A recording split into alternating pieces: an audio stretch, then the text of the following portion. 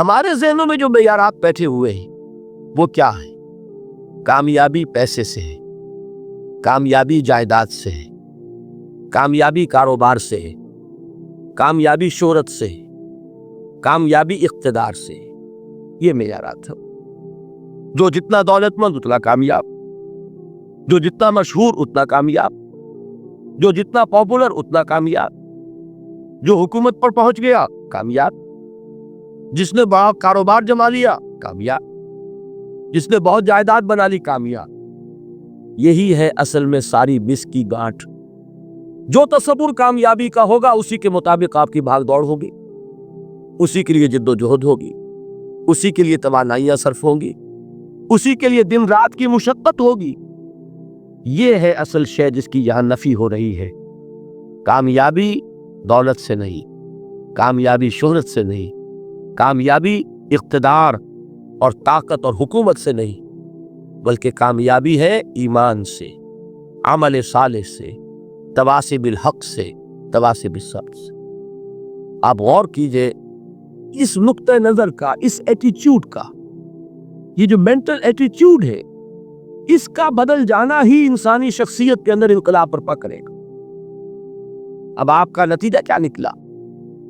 اگر تو دولت سے کامیابی ہوتی تو قارون بہت کامیاب تھا، اگر حکومت سے کامیابی ہوتی تو فرعون اور نمرود بہت کامیاب تھے۔ کامیابی ان سے نہیں ہے، کامیابی انسان دولت میں قارون کی دولت تک پہنچ جا رہی اور دنیا میں دبدبہ اور اقتدار اور سلطنت اور حکومت کے اعتبار سے وہ نمرود اور فرعون کا مقام حاصل کر لے، وہ ناکام ہے، خائب ہے، خاسر ہے، برباد ہے۔ اور ابو ذر غفاری کامیاب ہے، چاہے ان کے پاس کچھ نہیں تھا، جھونپڑی تک نہیں تھی، کوئی گھر نہیں تھا۔ حضور نے فرمایا ہے اللہ کے کچھ بندے ایسے ہوتے ہیں جو کسی محفل میں جانا چاہیں تو انہیں اجازت نہ ملے، جو کہیں اگر رشتہ کرنا چاہے کوئی ان سے رشتہ کرنے کو تیار، کہیں کوئی سفارش کرنا چاہے تو ان کی کوئی بات ہی نہ سنے۔ لیکن اللہ کے ہاں ان کا وہ مقام ہے کہ اگر بھولے سے بھی کسی بات پر قسم کھا بیٹھتے تو اللہ ان کی قسم کی لاج رکھتا ہے۔ یہ ہے فرق، یہ جان لیجیے اچھی طرح۔ اس بات کا مان لینا آسان، اس پر سبحان اللہ کہنا آسان، لیکن اس کے مطابق آپ کے اپنے ذہن کا بدل جانا بہت مشکل، اس لیے کہ ہم متاثر ہوتے اپنے ماحول سے۔ وہ بڑا محل ہے، دیکھ کر ایک دفعہ جھجری آتی ہے، وہ بڑی سی 20 فٹ لمبی کار سناٹے کے ساتھ آپ کے پاس سے گزر گئی۔ ایک دفعہ اعصاب کے اندر ارتعاش ہوتا، محسوس ہوتا ہے بڑے یہ نصیبے والے لوگ ہیں، بڑے خوش نصیب، بڑے کامیاب، حالانکہ کچھ معلوم نہیں کہ یہی سب سے بڑی بد نصیبی ہو سکتا ہے کہ یہی سب سے بڑی ناکامی۔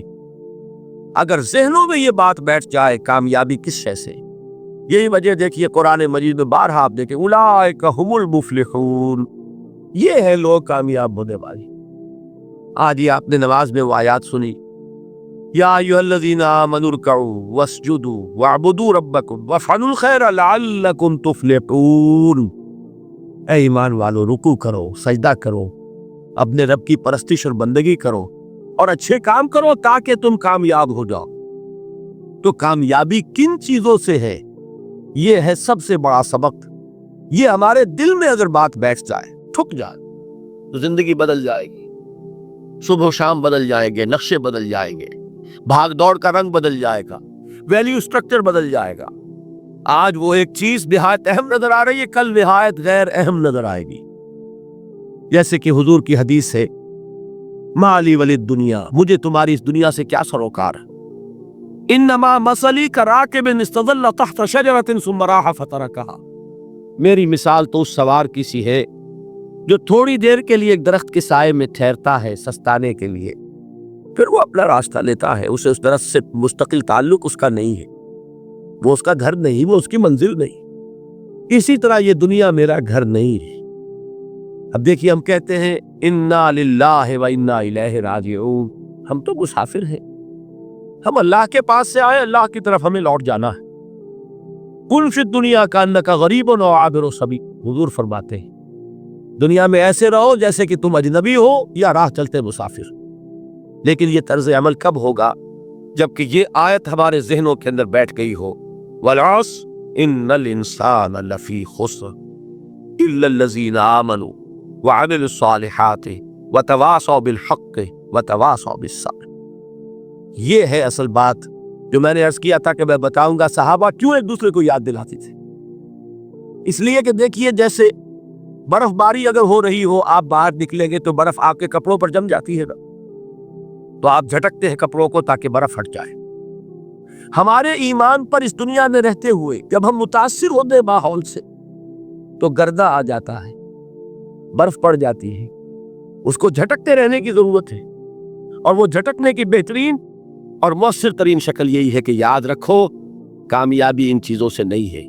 چمک دمک جو ہے دنیا کی، یہ ساری چمک دمک جو تمہیں رجھا رہی ہے، جو تمہیں اپنے اندر گم کیے ہوئے، یہ لفظ گم پر اقبال کا وہ شعر یاد آ گیا کہ کافر کی یہ پہچان کے آفاق میں گم ہے، اور مومن کی یہ پہچان کے گم اس میں ہے آفاق ہو۔ تم گم نہ ہو کر رہ جاؤ، اس میں مبہوت نہ ہو کر رہ جاؤ، مرعوب نہ ہو کر رہ جاؤ، دنیا ہی کی محبت تمہارے اوپر ڈیرے نہ ڈال دے، تمہارے دلوں کے اوپر مسلط نہ ہو جائے۔ لہذا تازہ کرتے رہا کرو، والعصر ان الانسان لفی خسر الا الذین آمنوا وعملوا الصالحات وتواصوا بالحق وتواصوا بالصبر۔ پھر یاد کر لو، پھر تازہ کر لو اپنے اس یقین کو کہ کامیابی دولت سے نہیں، کامیابی ثروت سے نہیں، کامیابی اقتدار سے نہیں، کامیابی شہرت سے نہیں، کامیابی جائیداد سے نہیں، کامیابی ہے ایمان سے، کامیابی ہے عمل صالح سے، کامیابی ہے تواصی بالحق سے، کامیابی ہے تواصی بالصبر سے۔ یہ چار چیزیں ہیں کہ جو کامیابی کے لوازم۔ وہاں ارشاد ہوتا ہے وَسَارِعُوا إِلَىٰ مَغْفِرَةٍ مِّن رَبِّكُمْ، اے مسلمانوں دوڑ لگا دو اور آگے سے آگے نکلنے کی کوشش کرو۔